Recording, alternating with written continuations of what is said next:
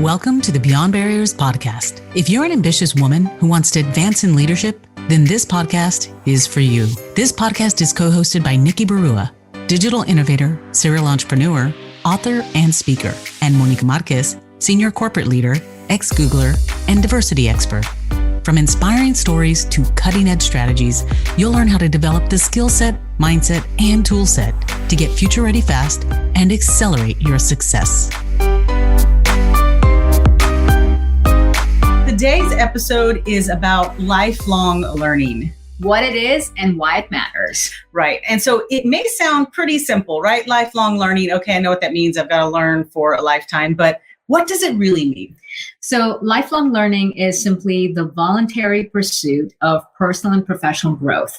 And the reason this is different from your traditional learning is, whether you go to school or college or even things you do that your company wants you to learn about, that is based on an expectation, right? You're doing it because you're expected to do it. So lifelong learning, quite simply, is where you're pursuing knowledge because you want to, you're curious about it, you want to keep growing, and it's something that's making you better. Nobody's asking you to do it.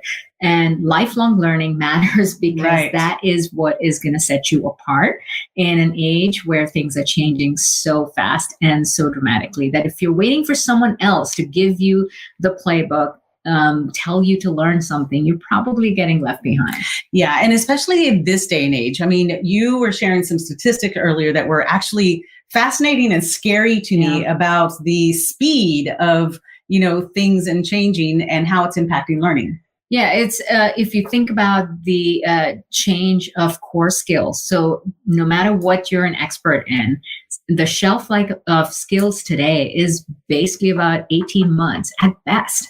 That means that no matter what you know, in a year and a half, it's outdated. And so if you're not learning something new, you're getting left behind. Now, on the flip side, when you think about how much time do people actually invest in learning? The average person invests about 5 minutes a day. That was insane. Yeah. So in actual voluntary learning related to the future and related to growth, where you probably need something like 30 minutes a day and you're putting in 5 minutes a day. So if you're not even investing the time, chances are you're just not keeping up with the speed of change. Right. And, something was really profound when I was reading about just everything that you're needing to do in terms of being an agile learner, making sure that you are adapting to change and being someone who is forecasting and thinking about what's next. There was one quote that I read that really stuck with me, that from when you think about knowledge and just the way things are changing now, that if you're not growing, you're dying.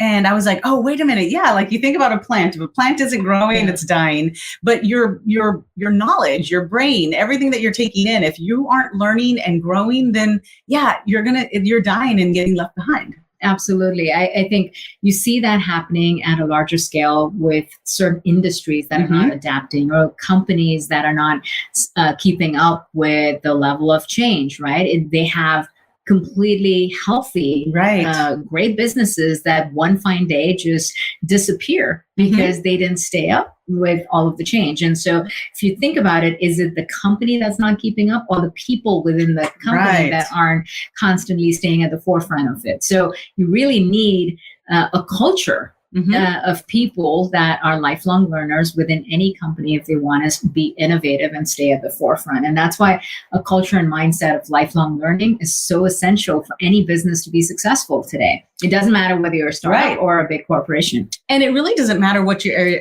area of expertise is, right? At this point in time, you've got to learn, especially for somebody like I deal with some of the imposter syndrome of I need to be an expert. I'm an expert in D&I. I need to know everything. And I really realized that over my 20 plus years in D&Is that I don't know everything. I don't know every perspective. I don't know every, definition or dimension of diversity. And so I'm constantly learning new things and wanting to understand other perspectives and realizing that I may have mastered D&I in a particular industry, but then when I actually had career changes and changed industries, like from finance to professional services to technology, there was a whole different lens and spin on diversity and how those individuals and that culture embraced diversity. So I was always on my toes, wanting to learn more, but then also going out there and, finding out from the people themselves of, what is that perspective? And really going out there and reading all the new research and the things that were coming out. And that's how I stayed on top. I mean, yes, I have an expertise in that area, but always knowing that I'm not going to know everything. So I needed to embrace just-in-time learning, right? Well, that pretty much sums up entrepreneurship, right? Because if you think about what does it really mean to be an effective or a successful entrepreneur, it's really a journey of self-discovery and constant learning, because no matter how great your idea is or great your business is, somewhere out there is another dreamer, another entrepreneur that is building something better, is doing something more innovative, and is executing faster. And so if you are not staying at the forefront of that and saying, how do I keep learning? It's not about the idea that I originally came up with, but how do I stay ahead? How do I anticipate the change? Right. How do I adapt to all the new things coming about? How do I overcome my fear of not knowing and just dive right in? Because if I don't do it, somebody else will, and they deserve to win, because they're just more adaptive, they're more agile. And so that whole mindset of lifelong learning and being really agile and adaptive is so essential in as an entrepreneur. And I think that same entrepreneurial mindset is also what makes companies and people in companies successful. Yeah. And then the other thing I was reading is that when we're talking about lifelong learning and being successful in your career, we're not talking about just the technical skills, because as Nikki said, like the technical skills have a shelf life of 18 years. 18 months. 18 months. Sorry. Yeah. 18 months. And so that is scary. Like to think what you know now in 18 months is going to be irrelevant. But the better kind of like the more valuable skill set is actually learning how to be a learner, right? It's one of those things of learning how to learn, learning where to get the knowledge from, and learning different ways of learning that you may be able to learn faster. Yeah. So it's interesting that the most powerful skill you can have is the skill of learning. Yes. Because if everything is changing so fast, you just can't know it all. So you have to shift from being someone, who's all knowing to always learning. That shift is really the thing that's going to set you apart, because if you worry so much about this was my master's degree, or this is what I'm an expert in, this is what I've done over the last 10 years, then you're really looking in the rear view mirror instead of looking forward and saying, this is what's ahead. How do I approach that with curiosity and excitement and just, the passion and fun of figuring out new things and throwing yourself in the deep end and saying, I don't know it, but I'm excited to learn new things. And I think that mindset of just curiosity and hunger, coupled with this actually mastering the skill of learning and being able to learn much faster than the average person, really will set you apart.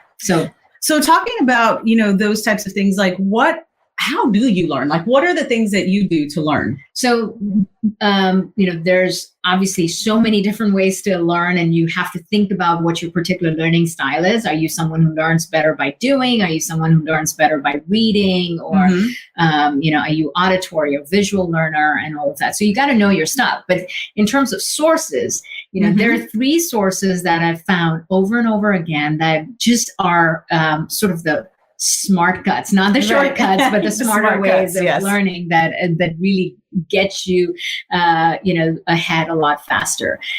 Number 1 is follow the money. And what I mean by that is, keep track of investors and where the capital is being invested, because money flows where innovation goes, right? So if you want to know where's the world headed, you want to know, well, what's the latest innovation that is getting funded?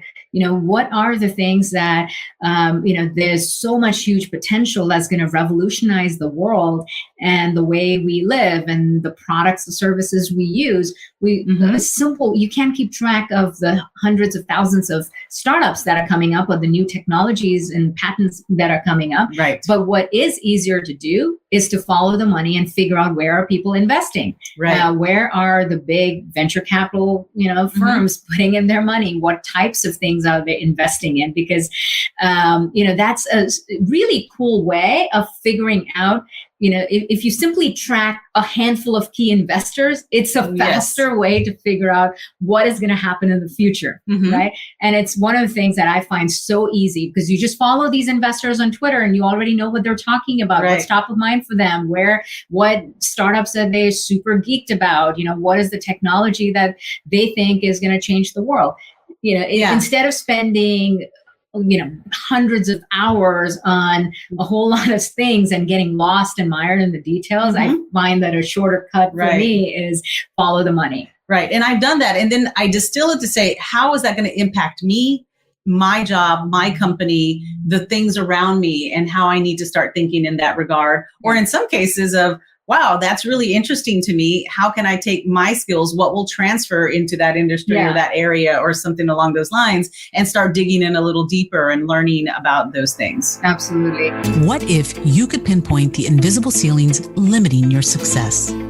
Imagine having clarity on your strengths and barriers so you can take action and gain unstoppable momentum to advance as a future-ready leader. Well, that's exactly what the Beyond Barriers quiz will help you discover. You'll get your personalized score based on the 25 essential elements proven to accelerate success in the digital age, so you can understand what's holding you back and where to focus your efforts. The Beyond Barriers quiz is completely free and takes just a few minutes. Go to iambeyondbarriers.com/quiz and take the quiz today. Second thing is connect with the thought leaders and experts. If you simply gain proximity to the people that are in the know, that are immersed in the depth and the substance of whatever that topic is that you're passionate about, curious about learning, right? Get closer to them, attend their conferences, get to know them, buy their books, connect with them personally on social media. There's so many different ways of gaining proximity to people today because it's just easier to get access to people now. The more you connect with the experts, you may not be the expert, but simply by gaining proximity to them, you're going to learn a lot faster and know a lot more through their knowledge and through that connected network. Yeah. And in the workplace, the way this plays out, maybe in the workplace and in corporations, is that if you have an opportunity to have a coffee or a virtual chat or a mentoring session with a senior leader, asking them the questions of like, hey, what keeps you up at night? Or what do you see happening on the forefront? Or what do you think is happening for the organization? And what does the talent need to do in order to make sure that we are helping the company move forward? Those are the insights then that you understand, like, oh, I need to be thinking about this and how I can be agile and learn more and make sure that I'm developing those competencies as those things are changing in the organization. So really asking those questions as well. Yeah, it's really aligning yourself to where the opportunity is. And if that is the senior leaders in your organization, because they're keeping that top of mind, to say just awareness allows you to align your skills and your competencies and your investment of learning in that regard. Or if you're looking broadly, then figure out who are those experts and thought leaders that you can absorb knowledge from and learn and distill that learning a lot faster. Right. And then finally, the third thing is invest the time and money. If it's not scheduled on your calendar, don't expect to master it. It's as simple as that. Look at your calendar. And if you don't have at least 30 minutes a day dedicated to learning, where it's not just surfing, it's not just randomly looking at something, but dedicated to a specific topic that you want to gain mastery or knowledge in, and you don't have that time schedule, it's going to be a lot harder to really get to the other side of that. So actually investing the time by, scheduling time on your calendar, but also think about investing, how you invest money. So for example, having something as simple as a learning budget. It doesn't matter if it's, $100 a year, but actually investing, allocating time and money towards it to say this, if I don't learn, I'm going to get left behind anyway. So I want to be intentional about it before you think about putting money into a new pair of shoes or, going out to dinner. Actually think about, am I putting money aside and time aside for my own growth? Right. Every month, every year, and being able to consistently do that has a compounding effect, because over time, now you've got a habit that makes you this lifelong learner. One of the best analogies that always resonated with me that you shared with me one time was that, that you are your best investment. You're going to get the more return on your investment if you spend the money on yourself to learn than if you were to put $100 in a CD or $100 here. You're only going to get 3% in a year and you're not going to make much. But if you invest that $100 in you to learn something new, you're going to get a new job or a raise or something along those lines that's going to pay in dividends. And so when you said that, it clicked, and I'm like, oh my gosh, I am the best vehicle for my investment. It truly is, because if you continuously invest in yourself, time, money, effort, just to make yourself better, there's truly nothing better that you can have as an asset. If you think you want to put money into your home, well, how much does a house appreciate? How much does real estate appreciate in a year? Well, maybe, 8-10%. If you put money in the stock market, well, yeah, you could get double-digit returns, on average. You could put money in a savings account or something like that. But if you really think about investing in yourself, that's lasting. That's lifelong. It's never going back. You're never going back to a previous state. Mm-hmm. And it's something that's going to keep paying dividends for a lifetime. And it's only compounding. That's the most powerful part, is that there's a compounding effect to investing in yourself. And that growth is one of the most powerful things about being a lifelong learner. Absolutely. Well, there you have it. Lifelong learning. That is the most valuable skill set that you can have moving forward. Thank you for listening to the Beyond Barriers podcast. There are thousands of podcasts out there, and we are so grateful that you've chosen to listen to ours. If you enjoyed the show, please leave us a rating and tell a friend about it. And subscribe to get new episodes every Monday, Wednesday, and Friday. Visit IamBeyondBarriers.com, where you'll find show notes, links, and the best way to connect with our guests. See you next episode.